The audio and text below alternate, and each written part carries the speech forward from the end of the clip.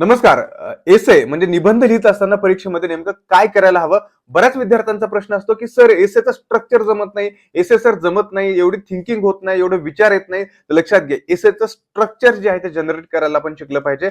नेमकं हे जनरेशन कसं करायचं? एसे लिहिण्याच्या अगोदर एसेच्या सगळ्यात जी आपली आन्सर शीट असेल त्याच्या सगळ्यात शेवटच्या पेजवरती एसेचं स्ट्रक्चर काढायचं. स्ट्रक्चर म्हणजे काय करायचंय? या तुम्हाला दाखवतो. या स्ट्रक्चरमध्ये लक्षात घ्या, यांनी डायरेक्टली वेगवेगळे पॉईंट इथे कव्हर करण्याचा प्रयत्न केलेला आहे, की कशा पद्धतीने पॉईंट इथे आपण एसे मध्ये मांडू शकतो. या पद्धतीने तुम्ही पॉईंट वाईज इथे पॉईंट काढू शकता, किंवा आणखीन या पद्धतीने तुम्ही एक फ्लो चार्ट म्हणजे यांनी भारताची लोकसंख्या विषयी इथे लिहिलेलं आहे, की कशा पद्धतीने गोल अचीव्ह करायचे आहेत, रोजगार उपलब्ध होत नाही कशा पद्धतीने करायचे, 2047 चे नेमके ध्येय काय आहे या पद्धतीने लिहिलेलं आहे. दुसरा पेपर बघूया, की यांनी थोडासा फ्लो चार्ट मध्ये काढलेलं नेमकं एसेचं स्ट्रक्चर कसं पाहिजे.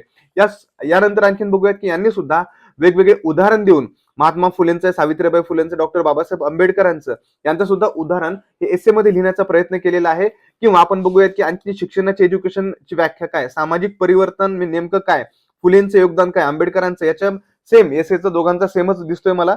याच्यामध्ये महिलांवरती अन्याय, कायदे, कुठले कुठले कायदे महत्वाचे आहेत, या सर्व एसे मध्ये हे सर्व गोष्टी कंटेंट जर आपल्याला आणायचा असेल तर एसेचा माइंड मॅप काढणं खूप आवश्यक आहे. आणि तो माइंड मॅप सुद्धा सिस्टमॅटिक पाहिजे. आणि कशा पद्धतीने माइंड मॅप काढायचा आहे, नक्कीच वी अकॅडमीची एसएची बॅच तुम्ही जॉईन करू शकता. याच्यामध्ये तुम्हाला सविस्तर डिटेल या एसेचं स्ट्रक्चर कसं काढायचं, माइंड मॅप कसं काढायचं आणि प्रॉपर एसे आपल्या एमपीएससीच्या राज्यसेवेच्या लेवलनी कसा घेऊन जायचा हे तुम्हाला प्रॉपर याचं अनालिसिस मिळेल.